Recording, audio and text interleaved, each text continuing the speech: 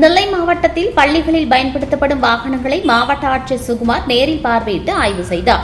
நெல்லை மாவட்டத்தில் உள்ள தனியார் பள்ளிகளில் பயன்படுத்தப்படும் வாகனங்கள் வருடாந்திர ஆய்வு செய்யும் பணி நெல்லை மாவட்ட ஆட்சியர் சுகுமார் தலைமையில் நெல்லை பாளையங்கோட்டை ஆயுதப்படை மைதானத்தில் வைத்து நடைபெற்றது. மொத்தமாக மாவட்டத்தில் உள்ள 578 வாகனங்களில் 270 வாகனங்கள் தணிக்கைக்கு கொண்டுவரப்பட்டது.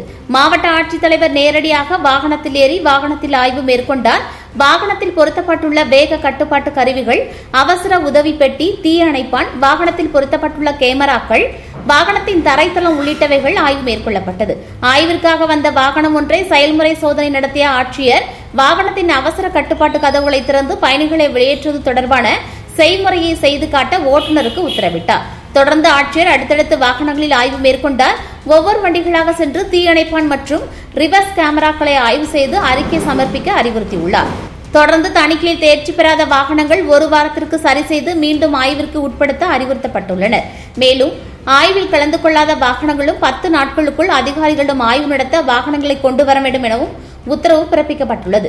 இந்த ஆய்வின் போது வட்டார போக்குவரத்து ஆய்வாளர் சரவணன், மோட்டார் வாகன ஆய்வாளர் பிரபாகரன் உள்ளிட்ட அதிகாரிகள் கலந்து கொண்டனர்.